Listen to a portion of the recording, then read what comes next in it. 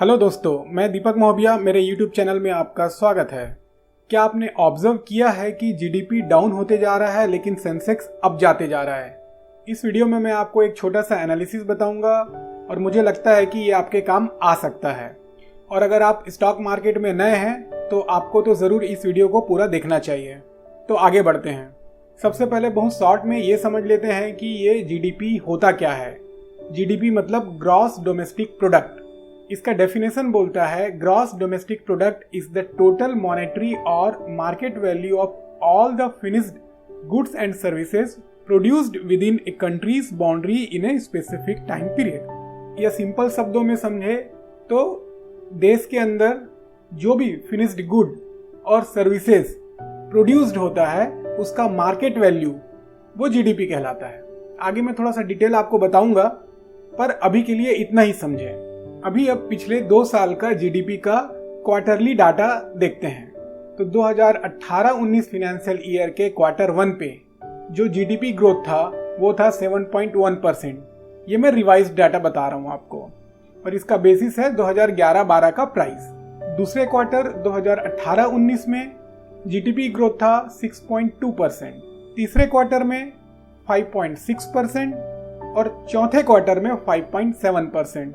तो यहाँ पे आप देख रहे हो कि जीडीपी तो 2018-19 में तो नीचे ही आया है। अब 19-20 के बारे में भी बात कर लेते हैं। क्वार्टर 1 2019-20 मतलब 1 अप्रैल 2019 से लेके 30 जून 2019 तक के पीरियड में जीडीपी ग्रोथ था 5.2%। क्वार्टर 2 2019-20 रिवाइज्ड जीडीपी ग्रोथ था 4.4%। Quarter 3 2019-20 revised GDP growth 4.1%। और क्वार्टर 4 2019-20 मतलब 1 जनवरी 2020 से लेके 31 मार्च 2020 का पीरियड, इसमें जीडीपी ग्रोथ रहा 3.1%। तो पहली बात कि 2019-20 में जीडीपी ग्रोथ कंटिन्यूसली कम होते रहा। दूसरी बात 2019-20 में ग्रोथ रहा 3.1%, जिसमें 25 तारीख से इंडिया लॉकडाउन पे गया था, 25 मार्च से इंडिया लॉकडाउन पे गया था। तो सिर्फ उतने पीरियड का यहाँ पे फैक्टर होके ये वैल्यू आया है 3.1%। अब अगर इसको चार्ट के रूप पे देखें तो चार्ट के रूप में तो ये समझ में आ रहा है कि ये डिक्लाइनिंग मोड में ही है। अगर ये ट्रेंड लाइन जो देख रहे हैं आप, ये तो डिक्लाइनिंग मोड में है। अभी मैं आपको प्रेडिक्ट करने के लिए नहीं बोलूँगा कि फाइनेंशियल ईयर 2021 के फर्स्ट क्वार्टर में जीडीपी ग्रोथ क्या होगा आप प्रेडिक्ट करो, अभी नहीं बोलता। थोड़ा वेट करते हैं, आगे बढ़ते हैं। अब वही 2 साल के सेंसेक्स के चार्ट को देखते हैं। ये चार्ट मैंने याहू से निकाला है। तो अगर आप ये ग्राफ को देख रहे हो तो इससे ये समझ में आ रहा है कि 2018 से मार्केट अप डाउन करते करते 2020 जनवरी में तो टॉप पे था, लेकिन ट्रेंड लाइन को देखें तो ट्रेंड लाइन जो है वो अप ही जा रहा था। फिर उसके बाद में फिर ये डाउन हुआ। तो जनवरी के बाद से जो डाउन हुआ वो डाउन होते रहा। उसके बाद में फिर अभी देखो तो मार्केट अपने 2018 के शुरुआत में जो लेवल था उसी लेवल पे लगभग अभी ट्रेड कर रहा है। मतलब मार्केट तो उस लेवल पे ट्रेड कर रहा है जिस समय हमारा जीडीपी ग्रोथ 7.1% था। अभी जीडीपी ग्रोथ है 3.1%। पहली बात। दूसरी बात ये कि ये मार्केट जो है अप ही गया है। 2018 से देखा जाए तो ट्रेंड लाइन अप है, डाउन पे नहीं है। क्यों, वो आपको सोचना है। अभी मैंने बात किया था जीडीपी के बारे में। तो जीडीपी में जो फिनिश्ड प्रोडक्ट हैं और सर्विसेज हैं वो सब इंक्लूड होता है। तो अगर इसको इंडस्ट्री में बांटा जाए तो ग्रॉस वैल्यू एडिशन 19-20 के फाइनेंशियल ईयर में क्या रहा इस चार्ट में वो मैं बताया हूं, बट इंपॉर्टेंट वो नहीं है, उसके डिटेल में मैं नहीं जाऊंगा। इंपॉर्टेंट यहां पे ये है कि आपको सिर्फ ये बताना कि इसमें कौन कौन सी इंडस्ट्रीज हैं और कौन से इंडस्ट्रीज का वेटेज ज्यादा है। Agriculture, forestry and fishing weightage ज्यादा है। आपको ये 2019-20 में जो पीई वाला जो कॉलम है उसमें देखना है। तो एग्रीकल्चर, फॉरेस्ट्री एंड फिशिंग का वेटेज ज्यादा है। माइनिंग एंड क्वेरिंग है।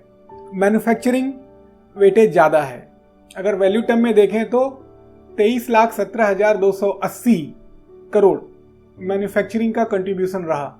फिर electricity, gas, water supply and other utility services ये चलते रहे, लेकिन उनका कंट्रीब्यूशन कम है। कंस्ट्रक्शन का भी कंट्रीब्यूशन रहता है। Trades, hotels, transport, communication and services 25,77,945 crore का contribution. Financial, real estate and professional services 29,15,680 crore का contribution. Public administration, defence and other services 18,44,316 crore का contribution. Gross domestic product GVA जो अभी हमने ये पूरा वैल्यू देखा, इसका टोटल 133,01,120 करोड़ और प्लस नेट टैक्सेस जो कि 12,64,831 करोड़। तो सबको मिलाते हैं तो 145,65,951 करोड़ रुपए का जीडीपी। अब यहाँ पे पर्पस आपको ये चार्ट दिखाने का और ये डाटा को बताने का सिर्फ ये था, आपको ये सोचना है कि जनवरी 2020 से अभी तक अगर आप इस सब में ग्रोथ की बात करते हैं, चलो जनवरी से छोड़ो, अब 1 अप्रैल 2020 से लेके 30 जून 2020 फर्स्ट क्वार्टर फाइनेंशियल ईयर 2020-21, अगर ये सभी इंडस्ट्री को अगर आप देखते हो और इसमें अगर ये तो मैं ईयरली का डाटा बताया हूं, बट अगर आप क्वार्टरली भी सोचोगे तो आपको क्या लगता है कि इसमें क्वार्टरली ग्रोथ क्या हो सकता है? पॉजिटिव होगा? हो ही नहीं सकता पॉजिटिव। मैन्युफैक्चरिंग बंद, एग्रीकल्चर प्रॉब्लम, कंस्ट्रक्शन बंद, ट्रेड्स, होटल्स, ट्रांसपोर्ट अधिकतर समय बंद रहा, फिनेंशियल सर्विसेज दिक्कत ही रहा। तो कोई भी ऐसा इंडस्ट्री ऐसा लग नहीं रहा है जिसमें यह कह सके कि पॉजिटिव ग्रोथ हो सकता है। सभी में निगेटिव ग्रोथ, पहले की तुलना में कम ग्रोथ, ये तो फॉर श्योर है। क्यों? क्योंकि उसका सबसे बड़ा रीजन है जनवरी 2020 से पूरा देश विदेश कोरोना से प्रभावित है।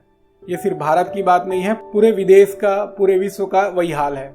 और अभी हर देश ग्लोबल इकोनॉमी, मतलब एक देश दूसरे देश के ऊपर डिपेंड रहता है।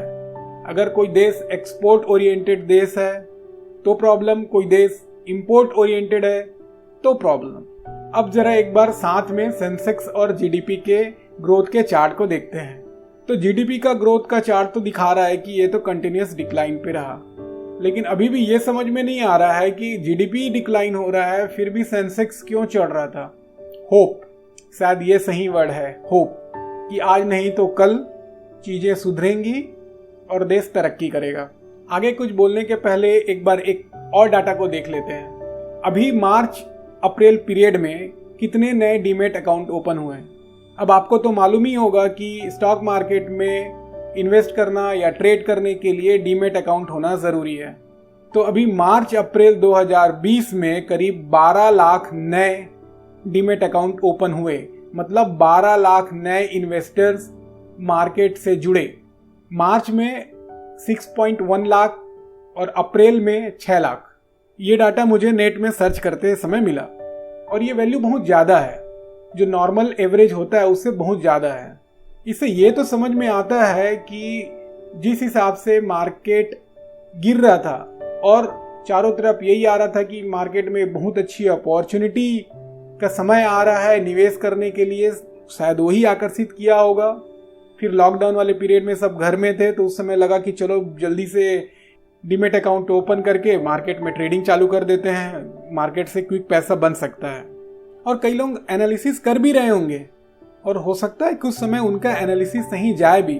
तो जो नए लोग हैं उनको खास तौर से ये समझना है, जो मैंने अभी सेंसेक्स का चार्ट और आपको जीडीपी के ग्रोथ का चार्ट बताया, कोई भी अगर लॉजिकल वे में सोचेगा तो अगर जीडीपी में ग्रोथ ट्रेंड अपवर्ड नहीं है तो सेंसेक्स में कैसे ग्रोथ स्टीप अप हो सकता है? ये नहीं हो सकता। तो दोस्तों ये आपको समझना है कि स्टॉक मार्केट एकदम से फंडामेंटल पे नहीं चलता है। स्टॉक मार्केट कब कौन से डायरेक्शन में जाए उसको समझना बहुत मुश्किल है। तो आप अगर अभी स्टॉक मार्केट में नए हो तो अपने आप को स्टॉक मार्केट का एक्सपर्ट समझने की गलती बिल्कुल ना करना। मैंने एक वीडियो बताया है जिसमें कई सारी गलतियां जो नए इन्वेस्टर करते हैं उसके बारे में डिटेल्ड में मैंने बताया है। आप उस वीडियो को देख के समझें। तो जहां तक मुझे दोस्तों ये लगता है कि मार्केट कोई ट्रिगर का वेट कर रहा है और जो बुल हैं वो कोशिश कर रहे हैं कि मार्केट को होल्ड करके रखे रहें। बट मुझे लगता है कि अभी सेंसेक्स महंगा है, जो लेवल पे अभी है वो लेवल पे नहीं होना चाहिए था, नहीं होना चाहिए। होप पे थोड़े समय चल सकता है बट बहुत लंबे समय तक नहीं। इसमें कोई दो मत राय नहीं है कि आगे चल के 2021 में 22 में भारत में ग्रोथ बहुत फास्ट रहेगा, कई सारी बाहर की कंपनियां भारत में आएंगी, लेकिन अभी नहीं। और दूसरी बात ये कि अभी कोरोना वायरस से पूरी तरह से हम निपटे नहीं हैं। भले अनलॉक में चल रहे हैं लेकिन निपटे नहीं हैं। हर दिन नए केसेस आ रहे हैं, कब क्या हो जाए किसी को मालूम नहीं है। तो आप अगर नए इन्वेस्टर हो तो बहुत सोच समझ के निवेश करें और कोशिश ये करें कि पैसा ऐसे स्टॉक में लगाएं जो कि लार्ज कैप कैटेगरी में आता हो। अदरवाइज अगर आप ज़्यादा रिटर्न सोचते हैं तो उसके हिसाब से रिस्क भी है। अब क्या लेवल होना चाहिए अभी सेंसेक्स का, ये प्रेडिक्ट तो इस वीडियो में मैं नहीं करता हूं, लेकिन जो मुझे समझ में आ रहा है एक बड़ा ट्रिगर हो सकता है वो है अगला जो क्वार्टरली जीडीपी एस्टिमेट आएगा। तो जो क्वार्टर 1 फाइनेंशियल ईयर 2020-21 का जीडीपी एस्टिमेट रिलीज होगा 31 अगस्त 2020 को। तो दोस्तों ये डेट आप नोट करके रख लो, 31 अगस्त 2020। अगर अभी से लेके 31 अगस्त 2020 के पीरियड में कोई और बड़ा मेजर इवेंट नहीं होता है, जो अभी जैसा चल रहा है वैसे ही चलते रहेगा अगर, तो डेफिनेटली 31 अगस्त 2020 वाले टाइम पे मार्केट में भारी उथल पुथल हो सकता है। अभी का तो सिचुएशन ऐसा है कि अभी ये भी नहीं कह सकते हैं कि मार्केट ने सब कुछ फैक्टर कर लिया है। जो जीडीपी में ग्रोथ कम होगा उसको भी फैक्टर कर लिया। अगर उसको मार्केट ने फैक्टर किया होता तो मुझे ये समझ में नहीं आ रहा है कि सेंसेक्स कैसे अप जा रहा है। हो सकता है दोस्तों कि मैं कुछ मिस कर रहा हूँ, बट ये वीडियो आपको जानकारी देने के पर्पज से मैंने बनाया है। बाकी जब आप मार्केट में निवेश करते हैं तो डेफिनेटली पहले अच्छे से मार्केट को समझ लें। अगर आप कोई एडवाइज़र से डिस्कस करते हैं तो उससे डिस्कस करें और उसके बाद ही मार्केट में निवेश करें। तो दोस्तों आप मेरे चैनल को सब्सक्राइब करके नोटिफिकेशन ऑन करोगे तो जब भी मैं कोई नया वीडियो अपलोड करूंगा आपके पास में नोटिफिकेशन के तौर पे उपलब्ध हो जाएंगे और आप मेरे वीडियो से फ़ायदा उठा सकते हैं। आप मेरे वीडियो को अपने दोस्तों में भी ज़रूर शेयर करें और ख़ासकर इस वीडियो को जिसमें जो नए निवेशक हैं, जो नए हैं स्टॉक मार्केट में, उनको तो ज़रूर से फॉरवर्ड करें ताकि उनको समझ में आए कि सेंसेक्स को प्रेडिक्ट करना आसान नहीं है। सेंसेक्स कभी भी कोई भी डायरेक्शन में जा सकता है। तो बेस्ट होगा कि मार्केट की बहाव के दिशा में ही, अगर आप ट्रेडिंग करते हैं तो मार्केट की बहाव की दिशा में ही ट्रेडिंग करें। निवेश करते हैं तो अभी सोच समझ के निवेश करें। ऐसी सब जानकारी के लिए आप मेरे इस वीडियो को अपने दोस्तों में फॉरवर्ड कर सकते हैं। अभी के लिए दोस्तों इतना ही। इंतजार करिए मेरे अगले वीडियो का। धन्यवाद।